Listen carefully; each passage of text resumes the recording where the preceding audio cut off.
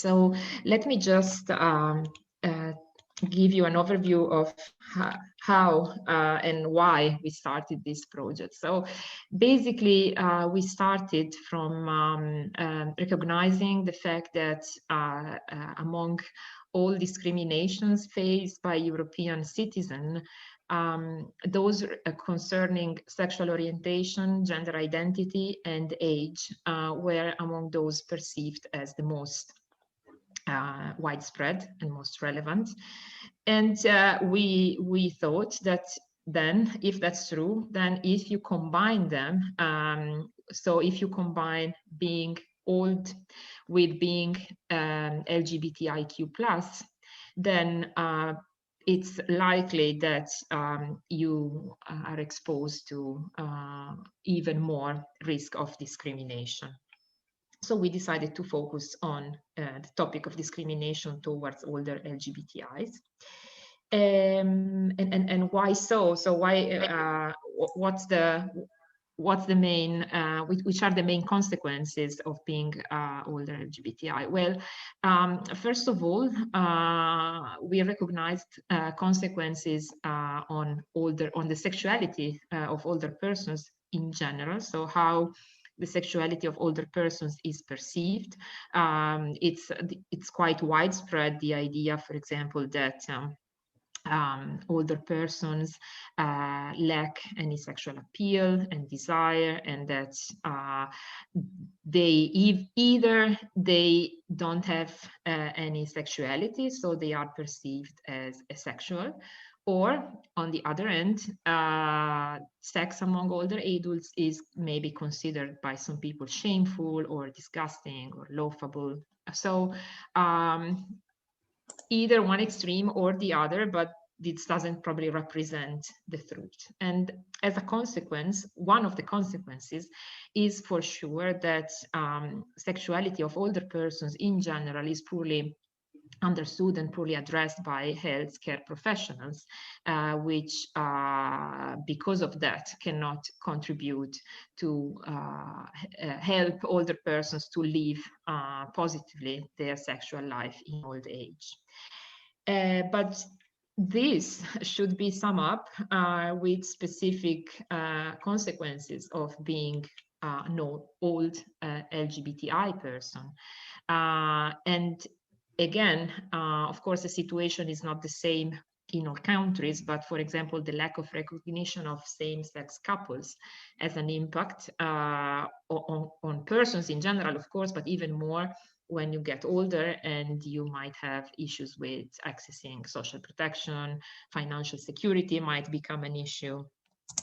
Maybe persons can start to have concerns about their losing their independence and what is going to happen to them, who is going to take care of them. We know from research that stigmatization in healthcare still occurs, especially for older trans and intersex persons, that they might lack specific care and that their health needs might be denied. And also we know that older LGBTIs are still experiencing issues when accessing long-term care. Again, because long-term care is not ready, probably, and not inclusive for older LGBTI persons. So these were all the starting points of our project. Of course, we didn't have the ambition to address and solve them all, but what we tried to do was to contribute to fight discrimination based on age, sexual orientation, gender identity, gender expression, and sex characteristics of older persons. And we tried to engage different target groups. As we said, health and social professionals were our main target group, and you will hear later that we developed an intervention program, especially for them, but we also developed awareness raising tools, which we experimented with many other target groups, including students, employers, public professionals, and so on and so forth. The last thing I would like to introduce you to is our great partnership. I'm really proud of all of them. As you can see, the partnership was made by NGOs representing very different European countries. So northern, eastern, southern, western countries of the European Union. So that was, I think, really important in order to have a broad approach to the issue. But I'm not going to introduce you to the partners because they will have the chance to do it later, just for you to know that we try to combine expertise in older persons, in aging, and in LGBTI related issues. Finally, last but not least, I just want to show you only the logos again for a matter of time, but of our advisory board. But they were really helpful, so we want to take the opportunity to thank them for all the inputs that they gave, which allow, of course, the project to improve and to better address our goals. So that was all from my side because we need to keep time. But once more, thank you for being here, and you will have all the details about our project later this morning. Thank you. Thank you very much for the brief introduction, Licia. Next, we will continue with two presentations and a Q&A session. So we encourage you to write your questions on the chat, and my colleague Licia will address them to the speakers. But please mention to whom are the questions addressed so we know exactly. The first presentation will be conducted by Dr. Senturan Raj, who will provide us with a worldwide perspective on the LGBTI challenges approach and how they are going to evolve. Dr. Senturan Raj is a lecturer in law at Keele University and is passionate about glitter, pop culture, politics, and social justice. His academic and activist work takes an intersectional approach to looking at the ways that law deals with the lives of queer minorities. His presentation will tackle the importance of solidarity and institutional transformation, and if we are protecting the rights of LGBTI people. These rights are linked to broader struggles aimed at ending the white supremacy, eliminating poverty, achieving gender equality, promoting disability justice, and many more. You have the word, Dr. Senturan. Thank you very much, Elena, and thank you so much for the invitation to speak to you all today. It's a real pleasure. I'm joining you here from Sydney, Australia, where I'm currently based during the pandemic. And I suppose those kind of opening remarks really highlight what I'll be talking to you about today, which is the push for a global movement that values difference, that promotes intersectionality, particularly given the circumstances in which we find ourselves. So today, I suppose I'll talk quite specifically about the challenges that we face in a global pandemic and what COVID-19 in particular has exposed, alongside some of the broader struggles that we've seen in the past year, particularly around racial justice and Black Lives Matter, and how these intersections and intersecting movements actually have really spotlighted particular challenges for the LGBTI communities within those spaces. And I always begin by cautioning us, I suppose, around narratives of progress. So often we talk about the linear movements that we've made, from decriminalizing homosexuality, from recognizing the rights of people to determine their own gender, you know, through to marriage equality, non-discrimination law, hate crime legislation. We celebrate these legal milestones as achievements. And indeed, for many communities, they have played a significant and important role. But I always want to sort of put a pause button, if you like, on that narrative when you come to think about groups, particularly within the LGBTI space, who aren't afforded protection, who don't fall into this narrative of progress. I'm thinking in particular here of people who seek asylum, people who lack citizenship or residency status or have an irregular migration status. And this has been made particularly acute in this context of a pandemic where borders are being closed under the guise of public health, and where non-citizens are being detained and deported, often stigmatized as potential threats, not only in terms of criminality, but also of disease. And so when we think about the rights not only of people seeking asylum, but also, say, for Indigenous communities or First Nation communities around the world fighting for sovereignty and justice, we also realize that, you know, progress has been quite limited.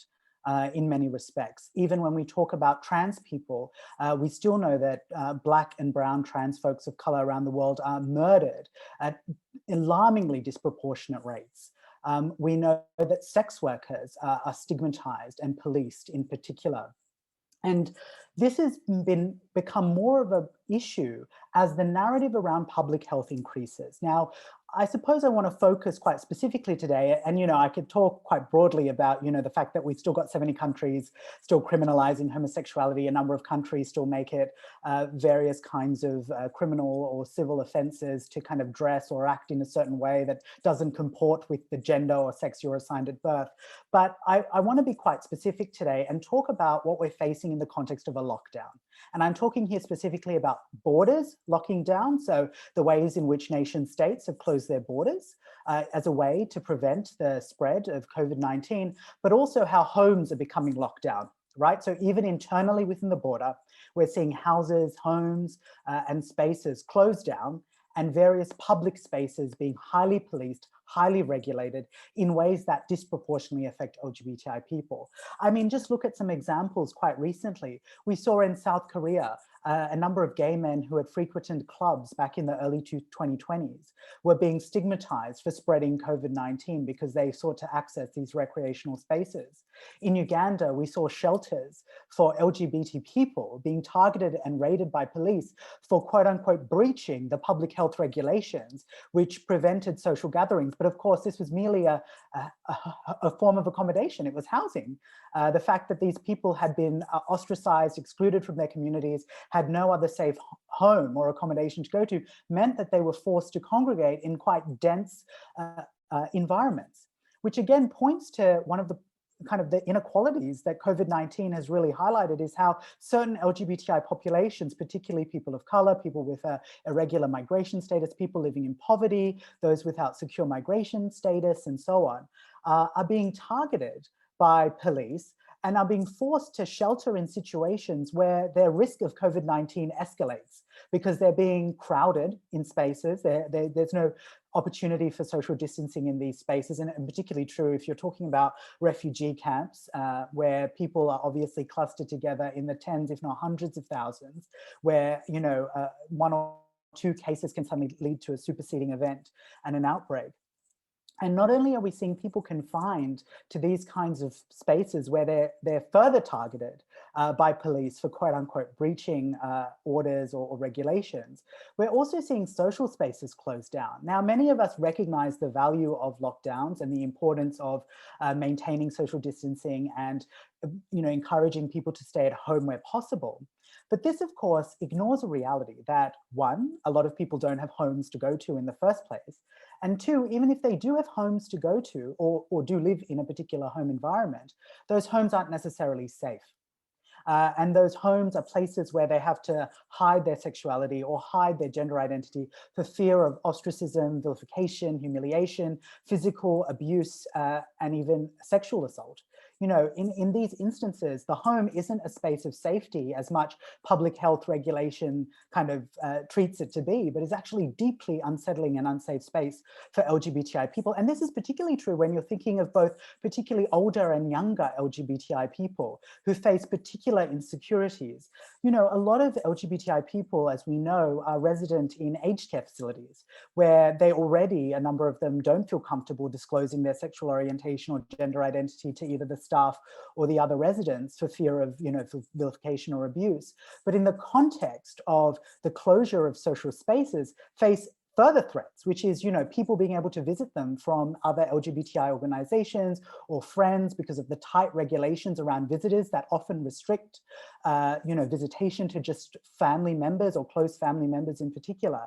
And those individuals are also unable to visit certain social spaces. Now, it might seem trivial or insignificant to talk about clubs or saunas, but as we know, for older LGBTI people, these were safe havens, these were refuges during a time where homosexuality was routinely and widely criminalized and policed, and indeed it is in many parts of the world still, so I don't want to forget that. But looking at places like, the US, England, Australia, Belgium, France, places where people tout the celebration of homosexuality, these places did police people's sexuality in ways that were demeaning. And for a lot of older LGBTI people, clubs and saunas became recreational and social spaces, not simply for fun, but for actually building community and family. And so when we think about these challenges moving forward, we have to take quite seriously that COVID-19 poses an enormous risk to people, but particularly people from minority ethnic backgrounds, people who are obviously in older, who are older, who have already underlying conditions and particular kinds of disabilities as well. So we have to take that seriously, but we also have to take seriously the consequences of the policies and initiatives that we use as a way to protect public health. And while social spaces might not be important to many people, they are particularly important in the LGBTI context for particular groups within the LGBTI context as well, again, particularly older folks. And I just want to stress that. So in the context of social spaces and homes, we begin to realize that much of the public health measure that we have seen used to control the spread of COVID-19, while important, I don't want to dismiss that. I think it is reasonable to suggest that people stay at home, that we do limit access to social mobility during this time. It's also important to take seriously the disproportionate impacts that has, much like we take quite seriously the disproportionate health impacts of COVID-19 and the fact that the death rates reflect inadequate services, inadequate access to healthcare, which of course are now becoming an increasing concern as we think about access to the vaccine as well, which obviously again represents global inequalities in terms of who gets access and first priority access to the best and safest vaccinations. And I just want to kind of conclude in some ways by thinking about the place of people on the move, particularly people seeking asylum, because we've seen already prior to COVID-19, particularly in the context of Europe, the increasing militarization of the border. And increasingly people who flee persecution, not just because of homophobia or transphobia or biphobia, but also for related characteristics, whether it's to do with their race, nationality, their religion, and of course, gender, a multiple set of factors. Borders have already been shut and people have been treated with hostility when they seek asylum. Now, the COVID-19 pandemic has meant that governments now have another kind of rhetorical tool at their disposal to justify the closing of borders and the policing of people who seek asylum. And I think we need to take quite seriously, while border closures may be justified in some respects, in certain ways to protect populations from the spread of COVID-19 and associated illnesses, we also have to take that quite seriously, the impact that this has on people fleeing persecution. And seeking asylum, particularly as we know that Europe has been and continues to be a place a number of people seek asylum from around the world, but particularly in the Mediterranean and North African context, particularly via boat, which has increasingly become unsafe. And as we know, has led to the deaths of thousands of people. And we can only see how this will intensify as military operations continue and as states continue to justify the denial of people who seek asylum. So where does that leave us? I suppose I've been quite pessimistic, but I think where we can head is a movement built around solidarity and intersectionality. And we're seeing that happen already. I mean, I want to focus on the movements around racial justice that we've seen over the last year, particularly inspired by Black Lives Matter, that has taken local dimensions in different countries. I know here in Australia, we've seen Indigenous justice mobilized around Black Lives Matter in a similar way to we've seen how, in the US context, people were mobilizing Black Lives Matter against white supremacy and police violence. And what we've seen in these kind of local manifestations is actually the bringing together of different groups, not simply people who are, solely identifying with a particular characteristic, but other groups who are affected by police brutality. I mean, we know LGBTI people have been at the forefront of these sorts of campaigns for a number of decades, fighting against unjust forms of governance and policing. And indeed, within communities, migrant communities, Black communities, brown communities, we've seen LGBTI people lead. In the US context, I was reminded of the Black Trans Women March that, was highlighting not only issues of racial injustice, but also issues of misogyny and transphobia and classism and poverty, and bringing together groups of people who aren't typically allied together to actually show that our movement for justice and our movement for equality can never be kind of unidirectional, nor can it ever be confined to one identity or another. I think the strength of so many movements, and indeed we kind of romanticize Stonewall in some respects when it comes to this, but one of the great things about Stonewall is part of its myth making is around this intersectionality. You know, it was Black women, Black trans women, Black lesbian women, sex workers who were leading the push against this form of policing and governance, bringing different communities together. And hopefully as we move forward, we'll be able to see that. Now, I know I've spoken a little bit longer than expected, but thank you so much for listening, and I wish you all the best for your conversations moving forward. Thank you very much for your intervention, Dr. Centurion. I bet it was very interesting for everyone that is here today. So we will be waiting for questions on the chat and try to answer as many as possible during the Q&A session. Now we will continue with another presentation conducted by Eleni Tsetsekou, who is a lawyer and a specialist on minority issues and vulnerable groups. She is the head of the Sexual Orientation and Gender Identity Unit of the Council of Europe, whose mission is to fight against discrimination based on sexual orientation, gender identity, and sex characteristics in Europe. Her presentation will provide us with insights into the activity and challenges of the unit. Good morning. Could you hear me? Yes, yes, we can hear. I had some technical issues. Good morning from Strasbourg. Good morning to Europe, to the 47 member states, but also, as I can see, some participants are in another corner of this globe. But of course, we all care about the same issue. So I would like, first of all, to thank you for having invited the Council of Europe to speak about the best interest of the older LGBTI persons. When my colleague asked me whether I am ready to come and talk to your conference, I said, I would like very much, but we have not had so many activities on this particular topic. And then I thought during the drafting of the speech, and they said, oh, well, we have some standards who apply to everyone independently, the sexual orientation, gender identity, age, ethnic origin, etc. So we have the European Convention for Human Rights, of course.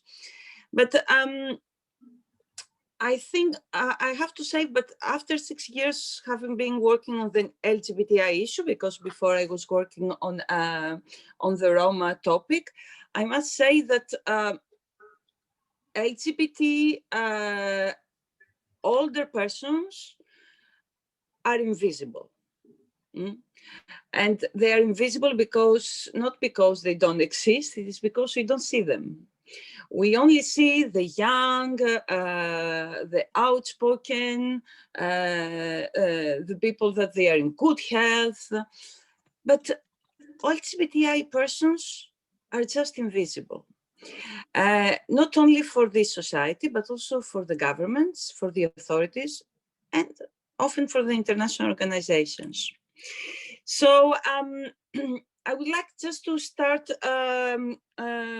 mentioning the challenges that we are facing right now, especially in this difficult time where social, health, and other inequalities throughout society are widening. And the importance of all our human rights-based work is as great as ever. So sometimes people, they have the feeling that the work we are doing at the Council of Europe is theoretical, or that one applies only to a minority. However, applying human rights never means special rights that are apply only to a few. For example, recognizing diversity and non-discrimination allow us to understand that these rights benefit each and every one of us, irrespective of age, sexual orientation, gender identity, or expression, or sex characteristics. So the combination of intersecting discriminations, we mentioned before, it was mentioned before about the Black, trans women, and all these intersectional elements, faced by the older LGBTI persons are a challenge, which we cannot ignore. And they can go, these challenges, they can go, and these discriminations, they can go beyond the social disadvantages stemming from discriminations on the grounds of age, sexual orientation, gender identity that we are discussing today. We have to mention here, can include another prejudices, which could be based upon disability, race, or other stereotyping. So as more and more people come out, there is a greater than ever need of recognition of the importance that member states of the Council of Europe, social institutions, and society as a whole should ensure that their requirements of these people are met in the same way as we would expect for any other person. So what are these challenges? Some of those challenges were mentioned before by the speaker before, but I would like just to go through again, because I think it is very important to see these particular challenges that are linked to the age. So age and SOGIESC-based discriminations result in many difficulties in many areas, which I'm sure we will go through these areas today, but let me just mention some examples. Avoiding discrimination and affording accessible housing for older LGBTI persons. Very often we meet when we visit member states and we talk with older LGBTI persons, we have some very common issues. Refusal by landlords to rent to same-sex couples, or to those perceived as not meeting the stereotypical sex and gender expectations. This can lead in huge difficulties. Likewise, in care homes, avoiding discrimination either by staff, healthcare workers, or other residents is essential.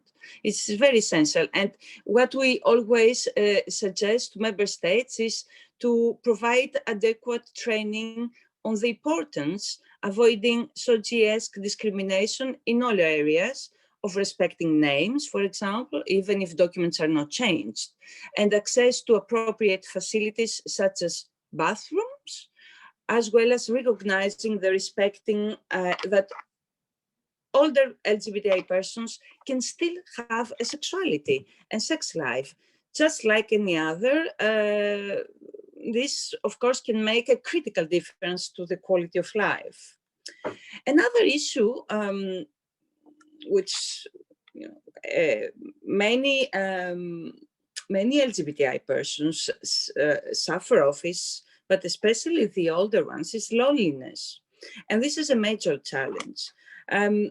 Provision of social events and activities free from aging associated discrimination avoids this issue. And I think it is very important that these national institutions keep that in mind, giving access to social events. And of course, some older LGBTI persons have a different understanding of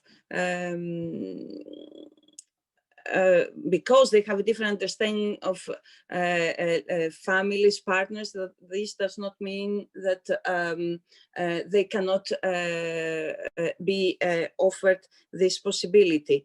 On a similar theme, affording equal access to services at all levels for older people, it is another critical area for awareness reason.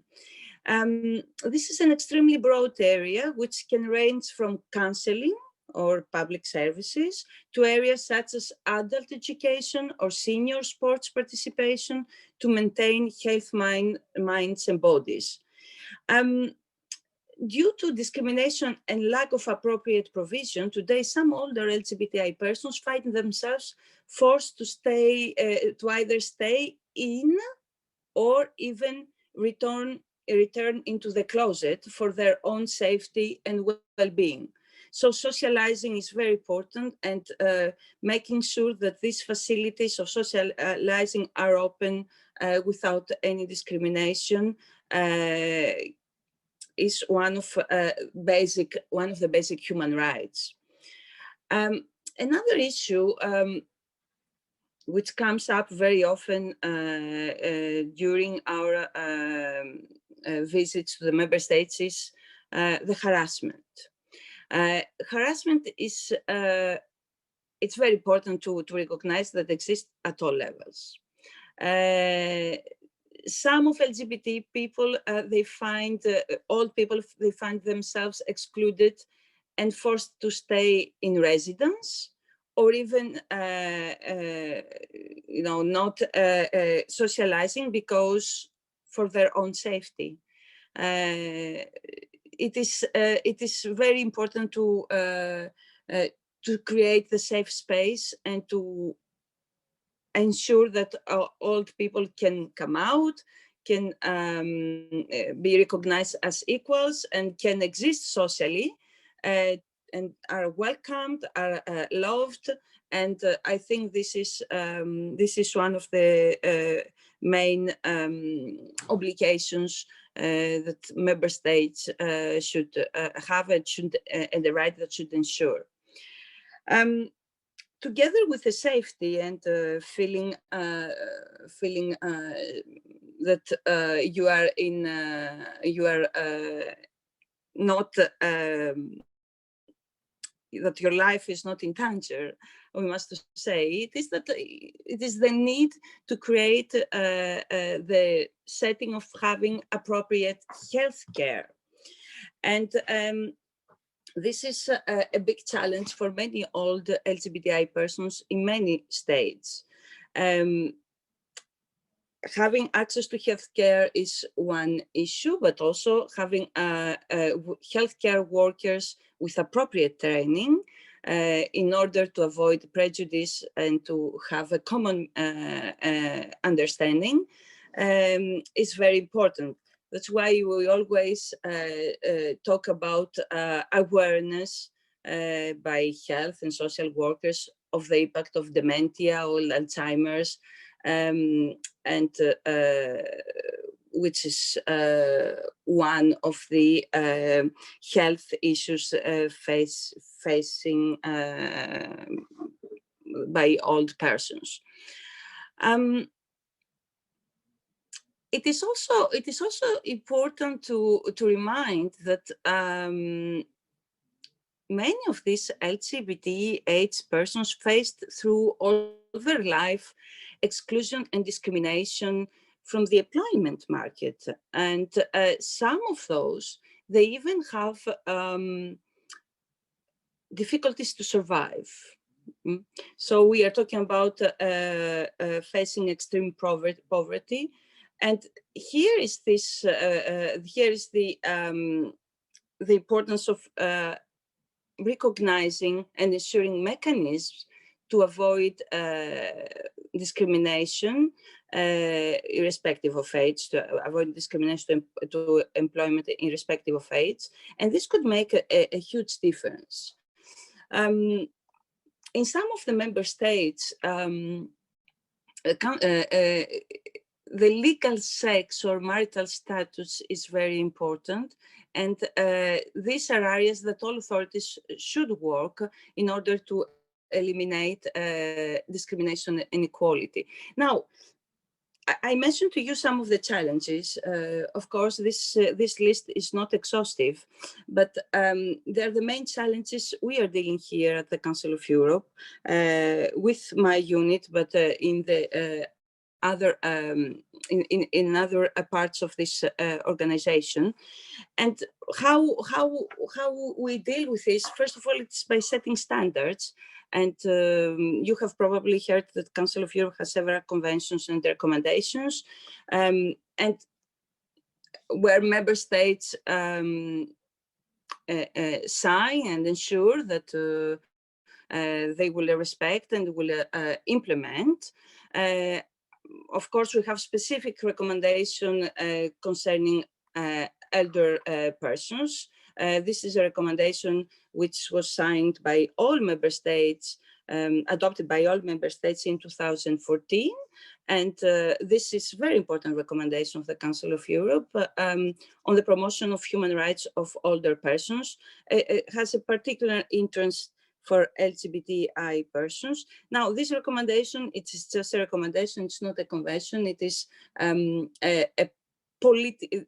policy tool which we offer to member states, which gives guidelines for ensuring policies, equality policies.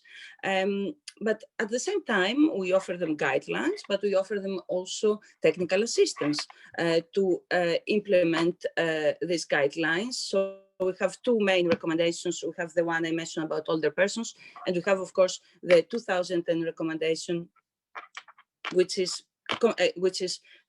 specific to LGBTI persons and concerns measures to combat discrimination on grounds of sexual orientation and gender identity.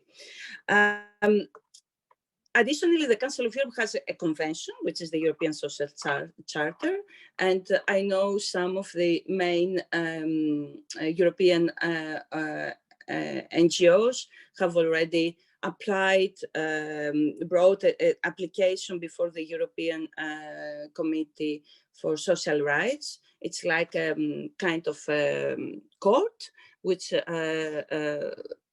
associations can bring cases of violations of the rights guaranteed by the European Social Charter against their member state, against the country and the Council of Europe member states. So this charter, this convention, clearly outlines moral, legal, and societal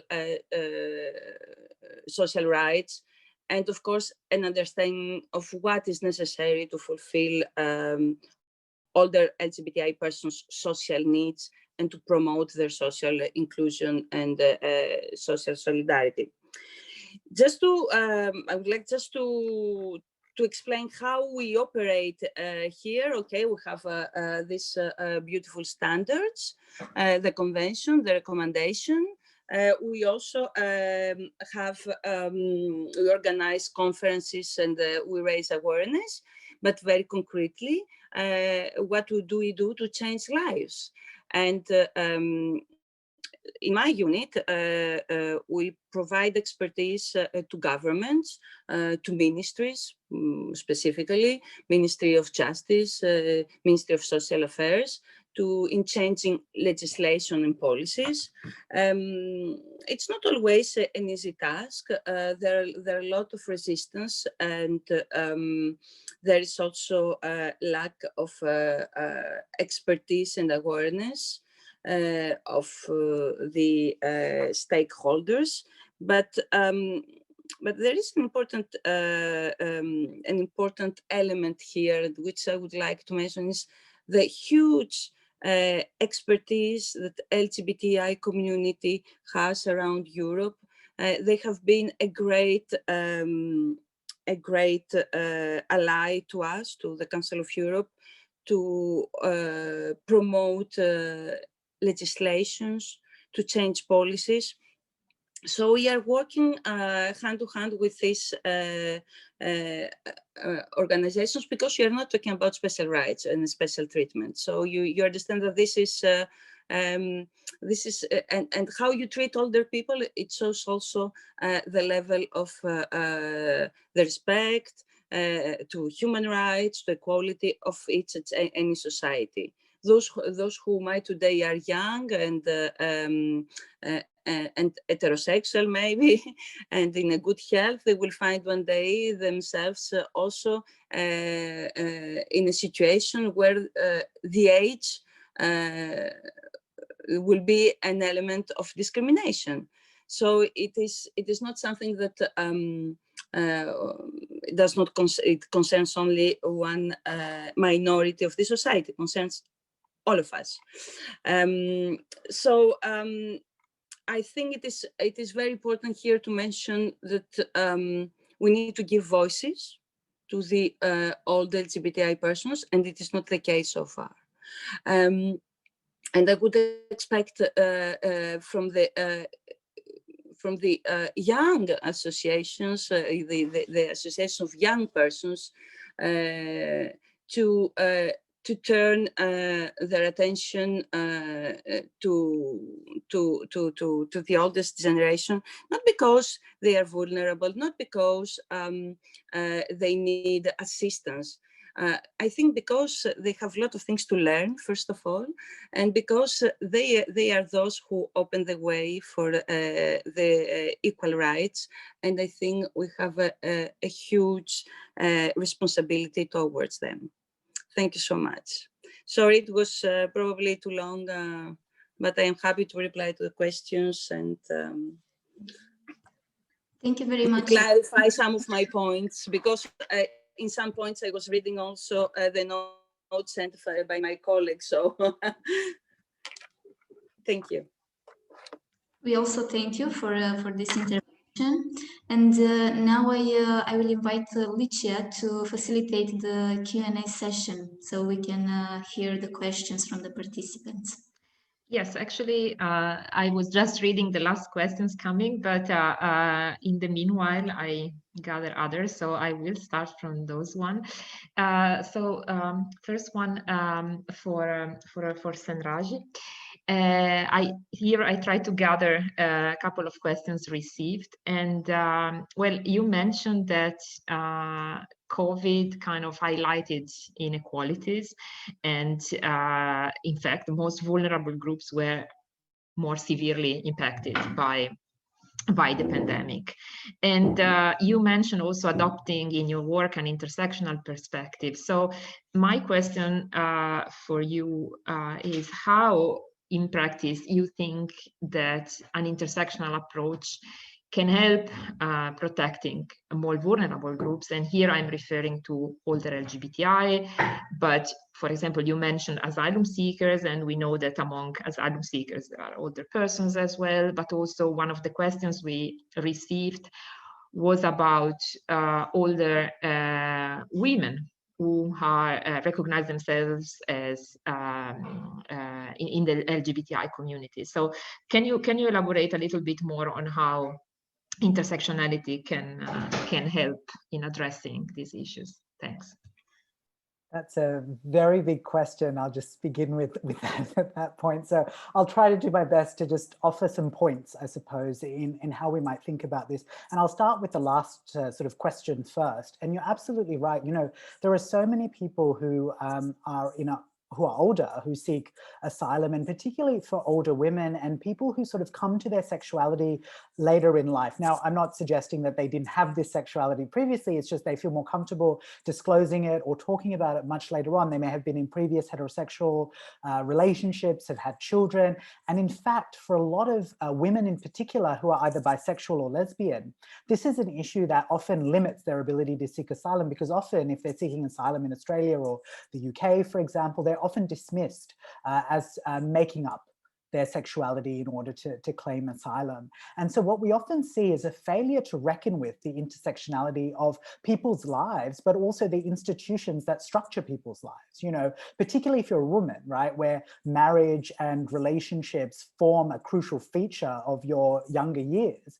You might have limited economic opportunities unless you get married. You might have parental pressure to get married. So you do get married. You have children as a result of that. Certainly if you're a bisexual woman, the fact that you got married previously to, say, a man does not in any way undermine your current sexuality. So if you are then faced persecution because you have identified publicly as bisexual, or you are in a relationship with a woman moving forward, then of course you still face risk of persecution. And unfortunately, we often see people who are bisexual, and particularly bisexual women, are dismissed and have their claims rejected. So I think, you know, as we think about these issues, we need to be able to recognize that, you know, people who are older, people who are LGBTI, people who seek asylum, they're multiple groups entangled in broader conversations around borders, around safety, around healthcare. So I think it's incumbent for any organization, you know, if you're an LGBTI organization, are you platforming the voices of, you know, people who seek asylum who are LGBTI, people who are in poverty who are LGBTI,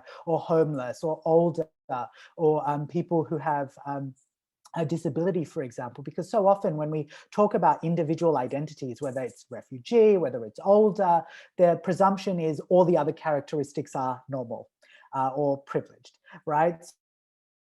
So if it's typically white, it's typically heterosexual, it's typically male, sometimes female, but, you know, able-bodied, again, all these assumptions underlie that. Right? So I think for a lot of organizations and people working in this space, it's opening up to recognize the different ways in which people can be impacted by not just thinking about people's identities either, but thinking about the different institutional structures that force people into these narrow categories of identity, or force people to say, oh, I'm LGBTI, or I'm older, or I have a disability, and often don't allow them the space to sort of articulate all those things at once. Sorry, that was a long-winded answer. Hopefully I answered some of those questions. Yes, thanks. Actually, I know it was a very broad issue, but I think it's important. And one more question for you before we move to Mr. Tseku. It's, again, probably a very big issue, but one of our participants mentioned that he noticed a kind of increased in conflicts on social media between LGBTI and heterosexual groups, like if those two groups are kind of as opposite one to another, maybe fighting for conflicting rights. So what's your opinion about that? Have you noticed the same? Yeah, look, I often start with a little joke when someone says, you know, I don't mind what your sexuality is, I just don't want you to shove it down my throat or flaunt it in my face. And I say, you know, I agree. It always upsets me when I see straight couples holding hands and taking up the entire footpath, and I have to see people talking about their pregnancies on social media, on Facebook. So, you know, by reversing that kind of dynamic, I often just kind of diffuse the situation, because I'm like, why is it that these kinds of everyday banal activities are perfectly naturalized and normalized and celebrated, of course, and treated as sweet and cute, while as, of course, if same-sex couples or LGBTI people were to engage in similar activities, we would be seen as hyper-visible, right? We would be flaunting our sexuality, we would be shoving it in people's throats, we would be evangelizing or propagandizing it to the children. You know, we see this at the moment with a lot of these child protection laws. You know, there's no propaganda, homosexual propaganda laws that we see propping up, and, you know, this increased notion of safeguarding. And I just say quite simply that, you know, in order to challenge this, we have to be able to talk quite explicitly and unapologetically about what it means to be LGBTI, and that, you know, we deserve the same access to visibility as heterosexual people do, with the understanding that our form of visibility might be different as well. It doesn't have to be that we all need to get married and that's the equivalent visibility that we should have, or that we all need to mimic kind of heterosexual relationships or family structures. We should be able to have the same kinds of visibility as heterosexual people, but of course on our own terms. I think that's fundamentally what notions of equality should be about, is this substantive equality that doesn't seek to kind of assimilate us into a heterosexual norm or a white norm or an able-bodied norm or a male norm, and these kinds of things. So I suppose sort of, yes, these conflicts, and I think social media really escalates it. But I also just want to kind of end with a bit of a cautionary note, because I think we also need to confront the conflicts within our communities as well, right? And this is something that we don't often talk about quite explicitly, is that within the LGBTI community, where there is enormous amounts of racism, transphobia, misogyny, you know, ableism, right? And so often we think that, you know, because we're LGBTI, we're more sympathetic or compassionate. I have to be honest, you know, the greatest experience of racism I've had are in gay male spaces. You know, and so I think as we begin to have these conversations, it's not just LGBTI versus heterosexuals, if you like, it's also looking within our community at the ways in which we marginalize and oppress others as well.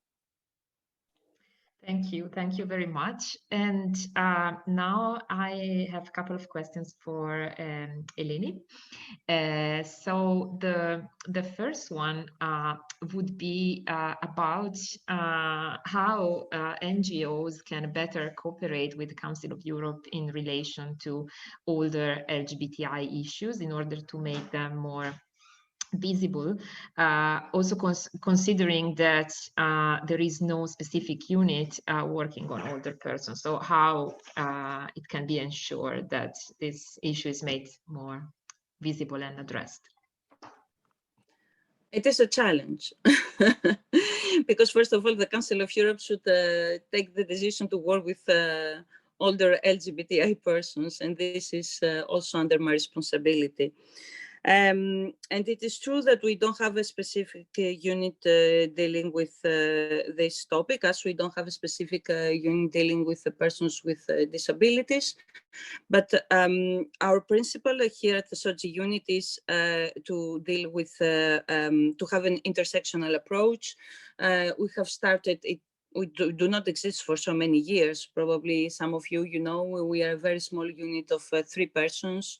And we exist for the last 6 years with a very small budget and with very many requests coming from the member states, and we are really struggling to respond to these requests.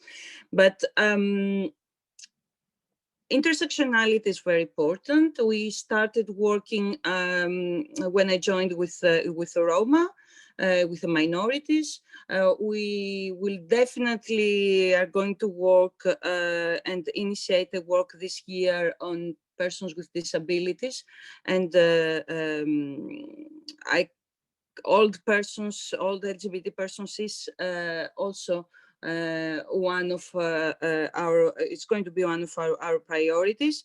I don't think it is difficult for the NGOs to reach Council of Europe. I think the challenge is to produce something meaningful and and consistent. It's not enough to have a huge meeting raising awareness. This, I think, it is the NGOs, they can do it very well. The most important for us is to have an impact on the policy making. And the thing, data, although I'm sure NGOs, I made a small research and we do have some data from NGOs. We still are missing data coming from the governments, from the states. And there is where we can help also member states to have a clear picture of the situation. And we can start with this. With the help of the NGOs. So it is very easy to initiate the work, but we need some partners, and for sure, ILGA Europe, Transgender Europe, the main umbrella organization can help us with us, but we are also open to the national NGOs, as we did recently with the parents of LGBTI children, etc. So I think I replied to the question. We are open to any cooperation if we have a proposal which can be applied to other member states and can create a continuation in our work. Thank you. And in fact, there was a comment saying that also Age Platform Europe is working on older LGBTI. So yeah, probably the issue should be considered both from the perspective of older organizations working with older persons, yeah, as opposite to LGBTI organization. And one more. Yes, there is an issue here about lack of solidarity of the mainstream organizations. So and lack of solidarity between minority groups or vulnerable groups. So I think there we have noticed this before with the Roma, LGBT, etc., with the Roma women lacking support from the mainstream women's organizations, and I think it's the same thing with old LGBTI persons. Just as a comment and from our experience. Yes, and actually one more question that is gathering different questions coming is, what kind of support instead do you think the Council of Europe can get from academia? Because you are saying, and a lot other comments are saying, that we are lacking research, we are lacking data. So would that be a kind of possible cooperation with researcher as well? Yeah, well, it is actually how we operate. We cooperate and we work with academia in order to produce data. We most of the time, of course, producing data in a scale of 47 member states, it has a huge cost, as you can imagine. We are not European Union. Council of Europe is a very poor organization, but we can always cooperate with the European Union, and we have a great working relationships, and we can, of course, initiate this type of study. As I said, data is very important, not because we don't know that there's no issue. We know that there is an issue, but I think it is easier to convince authorities and governments once you have some very reliable data and research that proves that there is an issue. Thank you also for clarifying, how the Council of Europe works, as it's not maybe familiar to everyone, so it's also very useful to know that.